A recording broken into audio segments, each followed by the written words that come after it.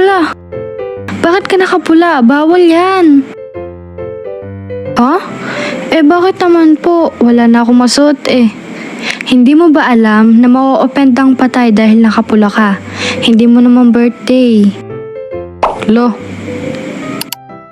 Pamahiin Part 2. Magandang araw po sa inyo. Welcome back to my channel. Kamusta kayo? Ngayong araw ay ikukwento ko sa inyo ang mga ilang pamahiin ng matatanda sa patay. Kaya dyan lang po kayo. Enjoy the video!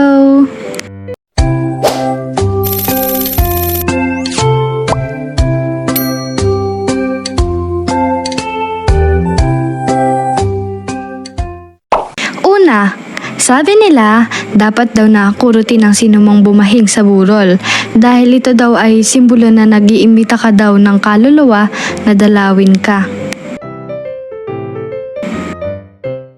Aling Nana, ano niluluto mo? Ito, nagluluto ako ng sopas.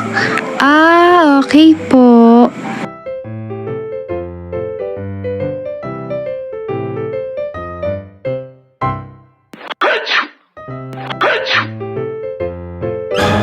Hala, bakit ka bumahing? Bawal yan. Pare ka dito. Bakit, Nay? Ouch! Why do you do that, Mother? Dapat daw kurutin kapag may bumahing. Sabi nila, para di ka daw dalawin. Lo, may sinanay. Pangalawa, sabi din nila na pwede ka daw humiling sa kanila dahil maaari daw nila itong dalhin sa langit at tuparin. Mag-wish ka anak para matupad hiling mo. Bakit, Nay? Hindi naman Genie anak ni Aling Nena eh. Sabi kasi ng matatanda noon, matutupad daw wish mo kapag humiling ka. Weh? Talaga? Wish ko sana magka-laptop na ako. Lo, ginawa pa akong Genie.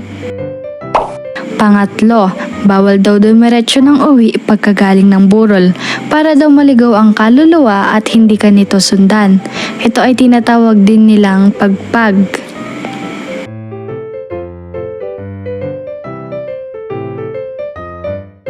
Punta muna tayo kay Aling Bebang. Nay, gusto ko na umuwi. Pagod na ako eh. Saglit lang tayo dun at magpapagpag lang tayo. Hay, sige na nga. Lo, nasan na yun? Naliligaw na ata ako ah. Makapag-waze nga. Panghuli, bawal daw ang magwalis kapag may burol dahil sabi nila itinataboy mo daw ang namayapa na.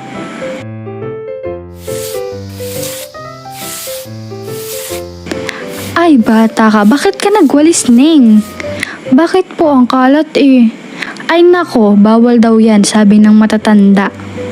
Loh, si nanay minsan lang sipagin yan eh. Isa ka pa, itigil nyo na yan at magmerienda na kayo doon. Yes, may merienda na. Tara! Ay tara! Ay naku mga batang to.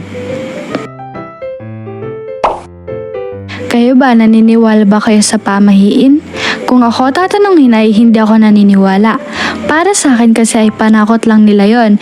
It depends na lang po sa inyo kung paniniwalaan nyo o hindi. Ang payo ko lang ay lagi kayong mag-iingat. Hanggang dito na lamang po ang aking kwento. Salamat po sa inyong pakikinig. Hanggang sa muli, ingat!